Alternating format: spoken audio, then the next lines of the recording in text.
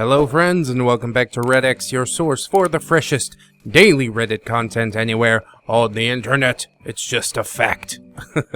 Anyways, today we're jumping into some rSlash malicious compliance. I was thinking petty revenge, but maybe after the next entitled parents I'll be a bit more in the mood for that. Today it's all about malicious compliance. So, let's not hesitate any longer and we'll jump right into these stories.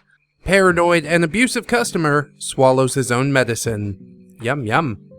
First time posting, only recently found this subreddit, stupidly long, but I promise this one is worth the read. TLDR is at the bottom, least you can do is scroll a bit. I used to work as a junior admin for a medium-sized web hosting company. The actual job title went a little bit different, but junior admin is essentially what the work amounted to. The team I worked for is a sort of white gloves premium managed hosting service with a fairly steep monthly cost, intended to provide hosting support to mostly medium businesses that were paying for fairly high-powered VPS or dedicated servers, or several. On the first day on my team, I had my first interaction with one of our regular callers that we'll just call Dan. Dan is extremely paranoid about his server security, and virtually everything running on his server is completely customized with third-party software that we do not provide support for. I later found out that everyone else on the team intentionally avoided picking up Dan's chats, and letting me walk into that interaction with Dan blindly was a sort of welcome to the team hazing ritual. When you initiate a contact support, be it via a support ticket, chat, or phone, you have to provide either a password, pre-generated access hash, or a passphrase set up by the account owner before providing support and disclosing potentially sensitive customer information. Any one of these three methods would serve to verify account ownership and allow full access to the account, including making additional purchases, canceling services, and pretty much anything else. This was not secure enough for Dan. Dan insisted that before any support is rendered, two of these methods have to be provided. As company policy only calls for one, Dan's preferences were simply annotated as a sticky note on the account, which is easy to miss. In my first interaction with Dan, he voluntarily provided only one of the verification methods, and after verifying it checks out, I began addressing his support issue. Dan flies off the handle and loses his shit because I did not prompt him for a second verification method, and he launches into a really long and drawn-out lecture on keeping his account secure. He eventually calmed down enough to let me do my job and provide him with support. Fast forward a few months and more than a few additional interactions with Dan, raising support tickets for asinine questions like, "Who owns this IP address that shows as having been blocked in my firewall logs? I demand a full security sweep of my server to make sure it wasn't compromised." I see that Dan shows up as waiting in the chat queue and groan to myself. The only other admin that worked that night was on lunch, and I was scheduled to go on lunch right as he gets back. Not only is interacting with Dan a complete nightmare, but he also takes forever to get to the point. And it looked like lunch wasn't going to happen anytime soon. I accept the chat. The user provides the first verification method, and I dutifully asked for the second verification method, not about to be yelled at Dan for a second time. The verification method checks out too, and I ask how I can help, and the person on the other end goes, "This isn't Dan, I'm his developer. Dan hasn't paid me for my work, so I want you to delete everything on the server." Working in this industry, I've come into contact with more than a few attempts of social engineering, and was completely taken aback by this guy's candor. He clearly knew our company policies, and knew that as long as the caller was able to verify the account and provide the necessary credentials, we'd be forced to comply with their request. I quickly performed an external backup of all of Dan's files. The person on the chat did not ask me to delete backups, nor did he ask me not to take any, and deleted all of the site files, effectively taking down Dan's website. I will admit that this felt extremely satisfying, and taking a backup of Dan's stuff was a courtesy that I did not have to perform, given the circumstances, but I knew my life would not be made easier if I hadn't done so. 20 minutes go by and I'm keeping an eye on my queue, entirely forgetting about lunch at this point. I knew Dan would call any minute now, and that I would not be able to dodge his calls at this point. Sure enough, Dan's call, no chat this time, comes in. From the moment I pick up the phone, Dan is screaming in my ear about getting hacked and how insecure our infrastructure was. It takes another 10 minutes for him to calm down enough to provide both methods of verification. Before verification, I was not able to provide any account information as per policy. Once he was verified, he demanded to know what happened to his website. And with a calm I didn't really feel, I told him, "That was me. I deleted your site, Dan. Your developer started a chat and was able to provide both of the verification methods on your account, confirming account ownership. As per policy, this provides him with full access rights, and we're obligated to comply with the requests. This is not the kind of access a security-minded individual, such as yourself, should have given out to a developer that you stiffed on his bill." I told him that I slightly bent the rules for him and took a completely random courtesy backup of his files right before the request to delete the site files came in. A few minutes later, I've got Dan's site back up and running. No idea if he ever ended up paying the developer, but we changed his access credentials and passphrase at the end of the call, and Dan became a lot easier to work with from that day forth. TLDR, security paranoid and borderline abusive hosting customer shares his admin credentials with his developer and then stiffs the developer on dev work provided.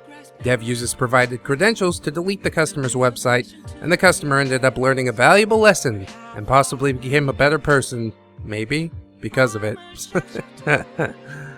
That was so nice of you to take the backup, OP. You really didn't have to do that. Maybe you shouldn't have done that, but this compliance was not that malicious because you did do that. So I guess that's good. That's a little bit of CYA, you know, cover your ass. Just so you don't end up losing your job over one customer who enjoys flying off the handle. But Dan is just one of those people that seems to have to learn things the hard way. You know what I mean? He didn't treat anybody with respect until he got his site deleted and kind of realized that, hey, these people basically hold his livelihood in the palm of their hand. And yeah, what an absolute moron for being like, oh, I'm so security minded, we're gonna get hacked, blah blah blah. And then he just tells the passphrase and everything to the guy that's working for him. Most hacking attempts aren't like brute force black hat hackers, it's just people either A, fishing for information, or B, being told that information, you know? Loose lips sink ships. That's all I'm saying. It's called operational security, Dan. Get your shit together. Finally, I'll just say that while the compliance wasn't that malicious, I think that OP is a bigger man than I am, because I would not have created a backup. I would have been like, alright, here's my chance. Do. Good luck, Dan. But OP's a nice guy. So good job. We're proud of you. Now go ahead and cross-post this to r/Tales from Tech Support, which we might get into someday. But until that point, we're moving on into the next story. Karen wants guac. Yeah, get the guac. This happened to me about 2 years ago, but a former coworker just reminded me about it, and I'm pretty sure it counts as malicious compliance. I'll try and keep it short, but it is a little long. I used to be a service manager at one of the biggest locations of a popular Mexican grill. I won't say which, but guac was $1.95 extra, and we were required to ask everyone if they were okay paying that price. One Sunday morning, our second busiest shift of the week, 2 of my line people called out, so we were struggling to get all of our prep done before opening at 11. We're just wrapping up when in comes Karen 10 minutes before opening through the side door, marked employees only, with 15 preteen girls in tow. My cook recognizes her as she regularly comes in during the dinner shift and is extremely abusive and cruel to all the Latino workers. Karen tells me that they can order whatever they want, throws her credit card at me, and goes to sit down at the table and diddle on her phone. Diddle. Now, I can't ring up her order without her standing there because of the company rules, and I'm 30 weeks pregnant and just want to take my break. I waddled over to Karen's table and tried to inform her of that when she literally flicks her hand at me to dismiss me. Not only have I been at the store since 7 and done 2 different people's jobs on top of my own, I have my son's head grinding against my pelvic bones and kicking me like crazy. I am in no mood. When I tried to tell her again, she looks at me with what I can only describe as seething contempt and says, "What part of they can get whatever they want did you not understand? I don't care what you charge me as long as I get a receipt. Don't interrupt me again or I'll get your fat ass fired." Now, I never cry, but that almost got me. Motherhood is awesome, but pregnancy sucks. I finally managed to pick my jaw up off the ground and stammer, "Alright, ma'am, I'll ring up whatever they want and bring you a receipt." The girls were really nice, and most of them ordered double meat, and they all got a bottled water and chips and guac. Every last one. The cashier and I are just vibrating with glee as we ring them up and watch the bill climb to like $250. I brought the bill to Karen and was pretty excited when she didn't immediately check it. I made my own food and told the cook to come and get me when the show starts. I'm halfway done eating when I see him waving to the camera, howling with laughter, so I head up. Karen is foaming at the mouth, screaming for her manager, and when she sees that the manager is me, she literally grinds her teeth and slaps her receipt on the table. She manages to choke out the word, refund! The girls have pretty much finished their food, so I inform her that I won't be doing that, because I would lose my job for giving away that much critical inventory, meat, guac, and cheese, for free. Then I gently remind her that she told me twice that they could get anything as long as she got a receipt. She just keeps demanding a refund and calling me stupid and fat. Again, pregnant. At this point, her screaming is holding up the very long line, and customers are shouting at her to just leave. That's when she pushed me. Friggin' hard.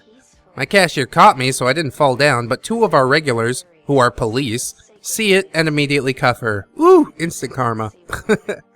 In this state, any use of physical force against a pregnant woman is classified as aggravated battery, or something like that. I felt bad for the kids, and I was fine, so I kept telling them I didn't want to press charges. Don't do that. But they said at that point it didn't matter because the woman had done it in front of on-duty officers, so she was getting arrested.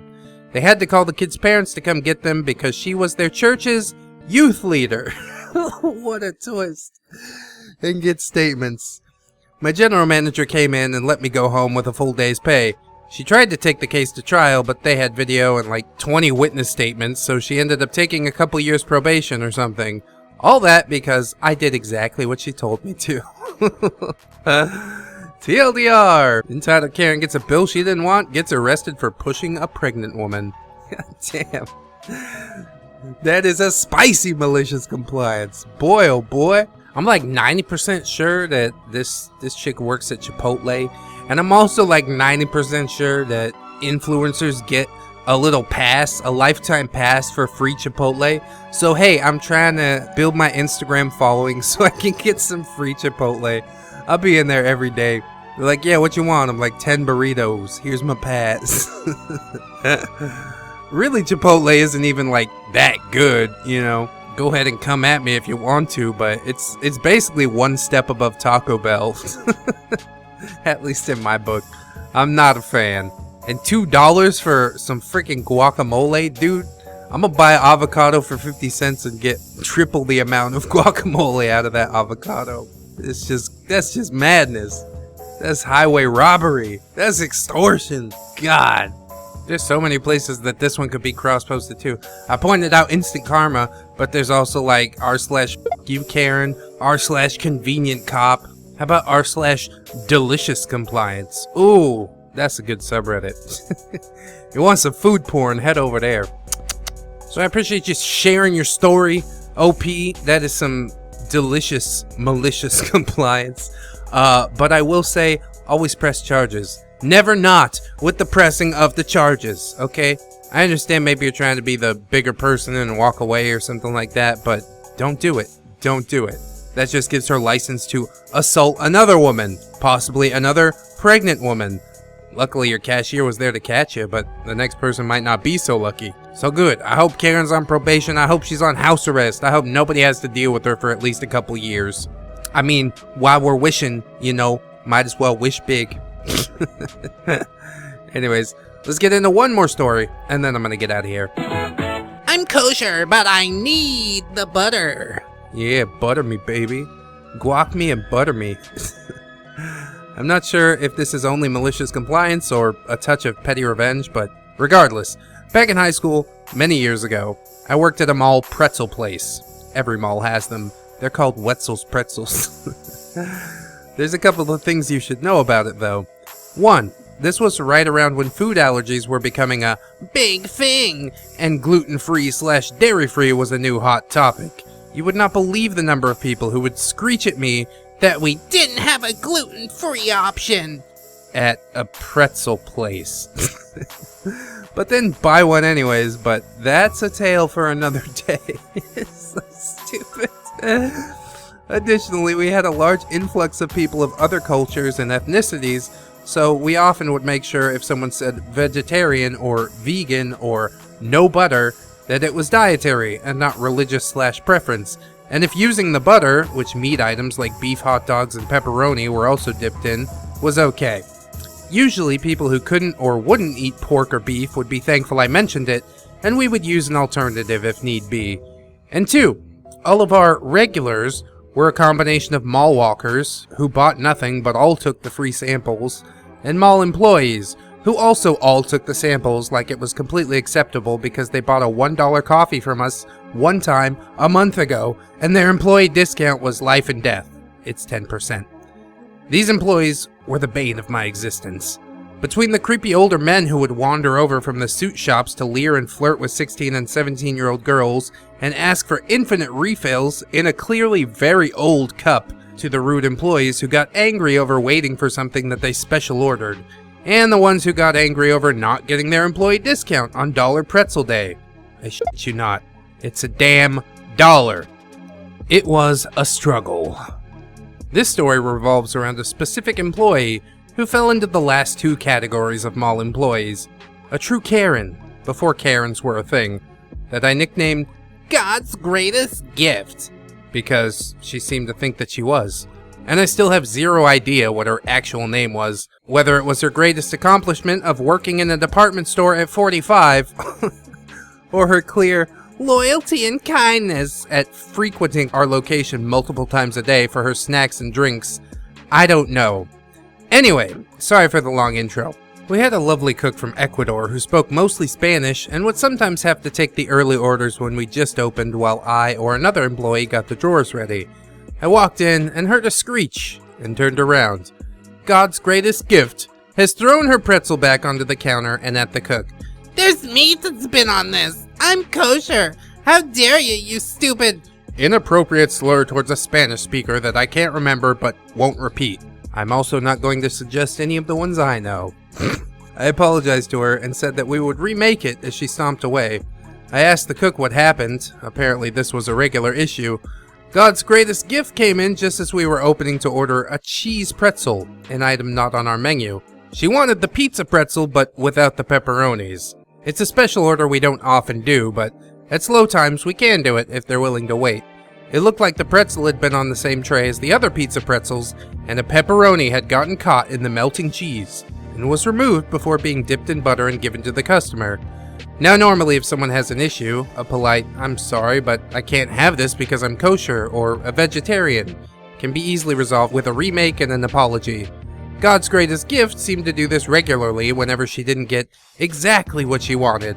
I later found out that she actually spoke fluent Spanish when she screamed at another cook for saying that she was being a rude in Spanish to another cook, and at any time could have explained to the cook if she needed something special. So we remade the pretzel, and God's Greatest Gift stood there tapping her toes and mumbling about Stupid Mexicans. So I decided to comply exactly with what she said. I remade the pretzel, and when it came out, carefully removed it from the tray and placed it directly into the paper holder. No butter. I tried to hand it to her. God's Greatest Gift. Where's the butter? I want butter. OP. I'm sorry, ma'am, but our butter's not kosher. You said you were kosher, and our meat products contain pork and are dipped in the same butter. I can't do that. God's Greatest Gift. But I want butter. OP. Yes, ma'am, but I have to respect your needs and information. You said you were kosher, and I don't want to disrespect your faith in any way. Note, I grew up with quite a few kosher friends whose families are very strict, and they let me know that not informing them or following kosher guidelines was a huge issue and very disrespectful, so I tried to be careful. God's Greatest Gift. I'm not kosher. OP. But ma'am, you just yelled that you were kosher, and I thought we had offended you by allowing a meat product to touch your pretzel. God's Greatest Gift. I'm not... No, I don't want... Just put in the butter! OP. Are you sure, ma'am? God's Greatest Gift. Yeah, fine, whatever. She took her pretzel and left. By then it was probably cold and she didn't bother us for another month. Edit to add, TLDR, crazy mall employee Karen throws a tantrum about being kosher. So I tried to comply with her request only to learn she wasn't kosher and really just wanted to make a fit. As most Karens do. Isn't that always the case? This one is like super easy to figure out, isn't it? She doesn't have any control of her life. She's a 45-year-old woman working at a department store, and she just wants to be able to affect something or somebody else, so she walks into a fucking Wetzel's Pretzels and screams at somebody for letting a meat product touch her pretzel, but she needs a reason, aside from just that she's a bitch, so she claims to be kosher. Like, oh, tale as old as time, isn't it? It's really kind of a sad story, if you think about it, but it's so hard to feel sympathy for the Karen of this story. In order to have sympathy for a character, you need to have a couple of different things. One of those is like a sense of humanity, the other is a sense of redemption. I think there's one more. I read about it in a writing class when reading about, like, villains versus anti-heroes. Well, this Karen is not an anti-hero. She is a villain, straight up. I hope she gets that butter. It just causes some plaque that goes straight to her coronary artery. Boom! Heart attack. No more Karen. All 12 of her cats would mourn her heartily. Alright, I gotta stop before I get too savage. We might have gotten there already. But anyways, friends, I hope that you enjoyed this episode. I hope that you will like, comment, and or subscribe if you did. Check out the links in the description to Twitter, Discord, Patreon, and my other channel. And as always, I'd like to give a shout out to my beautiful, beautiful patrons. Robert Waits, Dot Nathan, Crimson Albedo, Lady Nix, Radimus Cisco, Damon Darkstar, and the OG, Nico the Legend. I hope that you'll join us again tomorrow for some r// entitled parents. Tasty. And in order to do that, you're going to have to keep yourself safe out there. So please, wear your mask. Please, wash your hands. You are loved, you are valuable, and you definitely deserve it. So I will see you in the next one, friends. And until then, bye-bye.